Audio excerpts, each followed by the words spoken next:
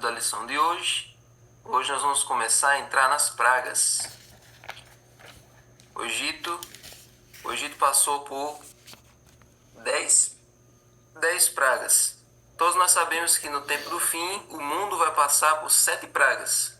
Só que essas 7 pragas vão ser diferentes. Tem algumas semelhanças com as 10, só que tem algumas pragas no final das 7 últimas pragas que vão ser com um aspecto diferente, não vão ser parecidos com as 10.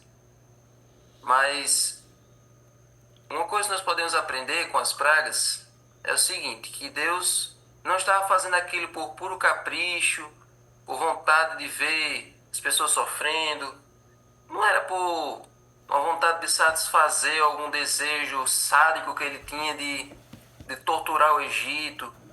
Não era isso, não era com essa intenção. Nós vimos ontem que a intenção das pragas era fazer com que o faraó mudasse de ideia e libertasse o povo.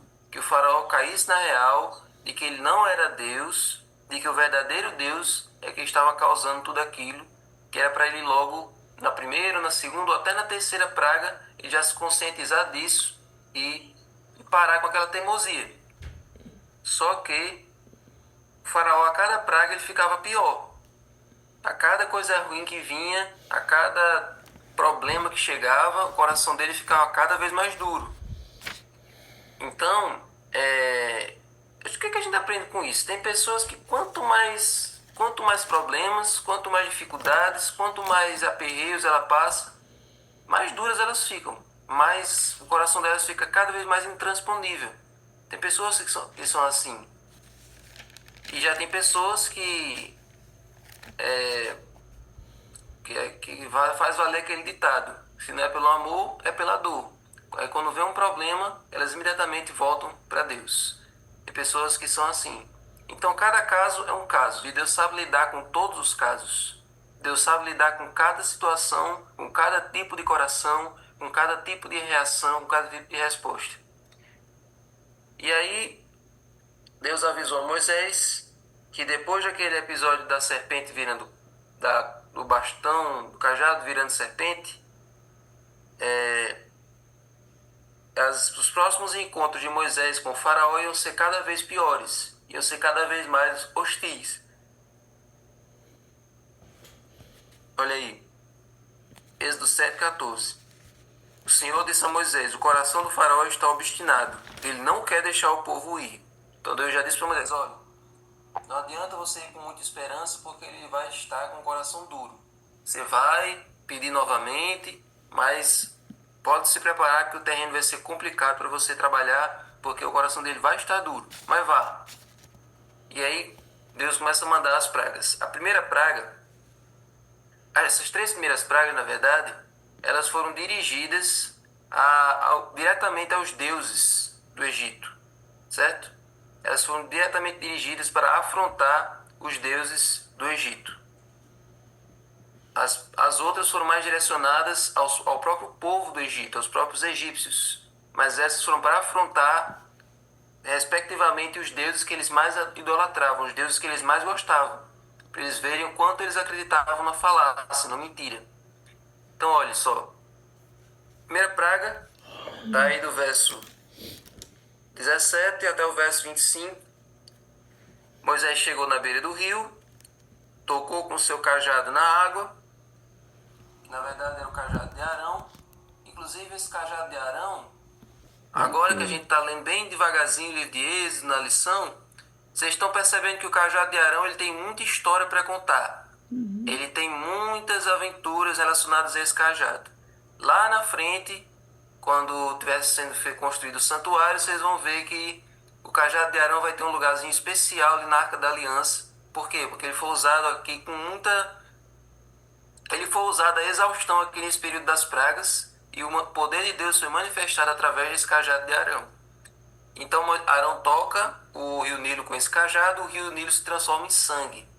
E olha que o rio Nilo é um rio, se eu não me engano, acho que é o maior rio do mundo. É um rio que você dá para ver do espaço, tão grande que ele é. O rio Amazonas é o rio mais caudaloso, é o rio mais volumoso. Mas o rio Nilo acho que é o maior rio do mundo, se eu não me engano. e o rio inteiro se transformou em sangue. E aí, a quem que Deus afrontou com essa praga? Deus afrontou o deus Hapi, chamado Deus do Nilo. Inclusive, quem lembra da lição da primeira semana, vocês lembram que o nome de Moisés era para ser Hapi Moses. Vocês lembram disso aí? Na primeira semana da lição, nós vimos que o nome de Moisés era para ser Hapi Moses, porque ele tinha sido tirado do Nilo. Então a mãe dele provavelmente daria o nome a ele de filho do Deus do Nilo. Moisés teria esse nome. Só que aí, para não ter essa ligação com os deuses, tiramos o Hapi, esse Deus não vale de nada, ficam só com o Moses. Ele foi tirado das águas, certo? Então, a primeira praga foi para afrontar o Deus do Nilo. O Egito dependia das águas do Nilo. O Egito dependia das águas do Nilo. Então, onde havia água, havia vida. E a água era vista como a fonte da vida. Então, os egípcios agora criaram o deus Hapi e o adoravam como se fosse o provedor da vida. Então, eles tinham colocado outra coisa no lugar de Deus. Eles tinham colocado uma imagem, um símbolo de algo como provedor da vida, como se ele pudesse dar vida. Mas só quem é que pode dar vida para nós? Quem é aquele que nos faz respirar? Quem é aquele que nos criou com as suas mãos? E é aquele que quando a gente morrer vai nos chamar à vida de novo? E que é aquele que morreu e também deu e que também tornou a viver? Somente Deus. Ele é o doador da vida. Ele é a fonte onde nós nos carregamos. Ele é a bateria onde nós podemos nos reabastecer. Então, se ele é o Deus vivo, é a fonte da vida, o criador das fontes das águas, então ele não poderia, ele teria que afrontar aquilo que eles chamavam de provedor da vida. E foi por isso que aquele rio Nilo, que é o símbolo da vida do Egito, agora se transformou em sangue, agora se transformou em símbolo da morte. Então Hapi aí foi completamente humilhado. Então Deus agora triunfou sobre o deus Hapi, o deus do Nilo. E aí acontece que esse primeiro milagre aí ainda dava para os egípcios, para os magos conseguirem fazer a imitação. Era só colocar alguma coisa, algum corante na água. Eles pegaram uma bacia, encheram d'água. Quer ver? Olha o verso 22. Porém, os magos do Egito fizeram o mesmo com suas ciências ocultas, de maneira que o coração do faraó se endureceu e não os ouviu como o Senhor tinha dito. Então, naquela bacia, eles conseguiram imitar a água se transformando em sangue. Colocavam ali algum corante para a água ficar vermelha e o faraó acreditou. E mais, os egípcios começaram a cavar perto do rio para encontrar água para beber. Então eles começaram a pegar a água dos poços dos lençóis freados, começaram a cavar até achar água para ver se conseguia ter água para beber. Mas lá no acampamento de Israel não faltou água potável. Amém. Um detalhe que vocês vão prestar atenção em todas as pragas. Em todas as pragas que afetaram os egípcios, o povo de Israel não foi afetado. Deus guardou, Deus protegeu e Deus guarda a mim e a você. Nas 7 últimas pragas, o povo de Deus vai estar fugindo, já está se escondendo, está cuidando procurando sobreviver em meio à perseguição, mas a promessa de Deus lá em Isaías 33 é que seu pão lhe será dado e as suas águas serão certas. Amém. Deus mandará anjos para trazer alimento. Deus mandará pássaros trazendo comida, assim como trouxe para Elias. O povo de Deus vai estar sendo guardado no deserto, está sendo guardado nos lugares onde eles estiverem escondidos. Deus vai usar os desbravadores para ajudar a conduzir o povo ali, a fazer as fogueiras, preparar ali o acampamento. Essa é a importância do clube. E também Deus vai mandar anjos para trazer alimento. Deus não vai deixar seu povo passar fome nem passar necessidade. Essa é a nossa certeza que Deus dá através da sua palavra. Mas ainda tem mais 2 pragas, vamos lá. Primeira praga, rio Nilo se transformando em sangue. Segunda praga, sim, o Deus que foi afrontado aí é o Deus do Nilo, que é o Deus Hapi. Segunda praga, está aí do capítulo 8, do 1 até o 13. Agora era a praga das rãs. Agora era a praga das rãs. Deus disse a Moisés: agora o rio Nilo vai produzir rãs em abundância, que eles vão subir, entrar em sua casa, no seu quarto e dormir, sobre a sua cama, nas casas dos seus oficiais, sobre o seu povo, nos fornos, nas amassadeiras. As rãs vão entrar em tudo que é buraco. Se você não fechar a porta, as rãs vão entrar por debaixo da porta, vão entrar por todo lugar e vão entrar dentro do seu guarda-roupa, na sua cama. E todo mundo que já assistiu algum filme, até a novela dos 10 Mandamentos já viu essa cena. O farol acordando e as rãs tudo por cima dele assim, fazendo a festa. A quem que Deus estava afrontando nessa segunda praga? Deus estava afrontando a deusa rã chamada Requete. Então tinha uma deusa rã, que o nome dela era Requete, que eles adoravam essa deusa, eles prestavam homenagens para essa deusa, e agora os animais que eram símbolo dessa deusa estavam agora perturbando, estavam incomodando, estavam em cima de tudo que era lugar na terra do Egito. Então os egípcios agora eles queriam se livrar desses animais, queriam se livrar desses bichos. E foi nesse momento que eles começaram a perceber que tinha algo estranho. Não dava para ter tantas rãs assim, não dava para ter tanto bicho assim tomando conta do Egito se não fosse o poder de Deus. Porque parecia que dentro do rio só tinha rã, não tinha peixe, não tinha mais nada, porque era muita rã tomando conta da terra. Então o povo começou a perceber que tinha algo diferente ali, tinha um poder diferenciado. Mas até isso os magos conseguiam imitar. Até isso os magos conseguiam fazer uma imitação ali barata. Ó, verso 7, capítulo 8, verso 7. Então os magos fizeram o mesmo com suas ciências ocultas e fizeram aparecer rãs sobre a terra do Egito. Ali com alguma mágica, com alguma ilusão, que nem os mágicos que fazem sair o coelho do chapéu, né? Eles conseguiram imitar ali a criação das rãs. Mas até aí eles ainda conseguiam fazer alguma coisa parecida. Mas depois da próxima praga, eles já não conseguiam mais fazer. E olha só, quando Deus cessou a praga das rãs, as rãs elas morreram, todas as rãs morreram e elas apodreceram. Então o Egito ficou fedendo por vários dias. Eles tiveram que fazer mutirão para limpar, para juntar todas aquelas rãs para jogar fora, porque era muita rã por todos os lugares. Agora a terceira praga, para a gente encerrar aqui. A terceira praga está aí do verso 16 ao verso 19. Essa praga ela é mais curta, não tem muitos detalhes. Mas basicamente, olha, Deus disse a Moisés, verso 16: diga a Arão que estenda o seu bordão e bata no pó da terra, para que se transforme em piolhos por toda a terra do Egito. Então, aqui a palavra original, em hebraico é quinim,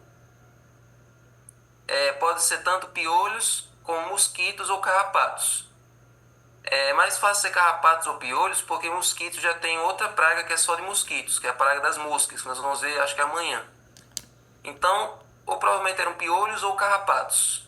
E eles estavam agora por toda a terra do Egito e se espalhando nas pessoas. As pessoas agora estavam cheias de piolhos. Então era uma perturbação constante na cabeça das pessoas.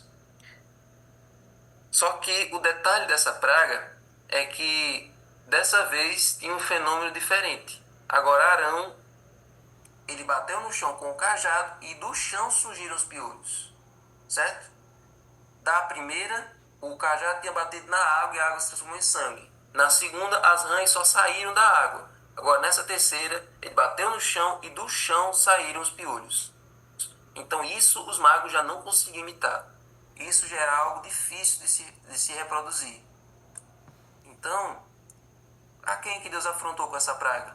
Deus afrontou o deus Gebe, que era o deus egípcio da terra. Então, do pó da terra, fazendo uma alusão lá com a história da criação, a história da criação de Adão, do pó da terra Deus produziu esses mosquitos e se espalharam por toda a terra, esses mosquitos, piolhos ou carrapatos. Então, foi a partir desse momento que os magos declararam que isso era o dedo de Deus, que somente Deus poderia fazer. Então essas três primeiras pragas, gente, foi para mostrar que Deus é o criador de tudo. Deus é o dono dessa natureza. Somente Deus é que pode criar vida. Satanás ele não pode dar vida a nada. Satanás ele não tem o poder de criar nada, nem de ressuscitar nada. O que ele faz é só manipular o que já existe. Então o que ele consegue fazer é terremotos, o que ele consegue fazer é tsunamis, o que ele consegue fazer é furacões. Esses fenômenos que ele manipula a natureza é só o que ele consegue fazer. Ele não consegue criar nada. Ele não consegue dar vida a nada. E essas pragas foram para mostrar que esse faraó estava duelando, estava lutando contra o criador de tudo, contra o doador da vida. Então, amigos, o que nós podemos aprender com essas 3 primeiras pragas? Fora de Deus só há morte. Em rebeldia contra Deus, a gente só encontra o caminho da morte. A gente só encontra o caminho da desgraça. Fora de Deus não há vida. Fora de Deus, a gente só sobrevive. A gente vive um dia após o outro, mas é sobrevivendo. É tentando achar algum sentido, tentando achar alguma coisa que nos preenche, mas isso nunca vai nos preencher. É só em Deus que nós encontramos vida plena. Verdade. Como a música que Felipe cantou no domingo, Deus é nosso lugar de origem, é a nossa procedência, é só nele que nós encontramos resiliência. E é só nele que a vida é vida plena e vida em abundância. Amém. Então Deus coloca 2 caminhos hoje para a gente escolher. O caminho da vida ou o caminho da morte. O caminho onde nós vamos nos perder e o caminho onde nós vamos nos salvar para sempre. Amém. Escolha, pois, a vida para que vivas. Deus coloca esse caminho diante de nós. Então, que nós possamos fazer a decisão certa, tomar a decisão certa. Amém? Amém. Então vamos orar? Senhor Deus, muito obrigado sobre essas histórias da Tua Palavra. Histórias que aconteceram há mais de 3.000 anos, mas que nós podemos nos identificar com esses personagens, possamos aprender com os erros deles e escolher o caminho da vida, que é o caminho que o Senhor nos oferece de graça, porque o Senhor já pagou o preço. Amém. Agora, Senhor, abençoa o estudo do livro, a Ciência do Bom Viver, nos ajuda a viver bem essa vida que o Senhor nos dá, porque a vida que o Senhor nos promete, Senhor, não é só a vida eterna, mas uma vida em paz contigo desde agora. Nós já podemos viver o céu desde hoje. E que nós possamos, Senhor, aprender a viver essa vida no estilo de vida que o Senhor quer que nós vivamos. Amém. Uma vida saudável, uma vida de testemunho para as outras pessoas. Sim, Deus. Fique conosco, em nome de Jesus. Amém. 38 conexões. Tem umas pessoas aqui que eu estou tentando entender de onde é, mas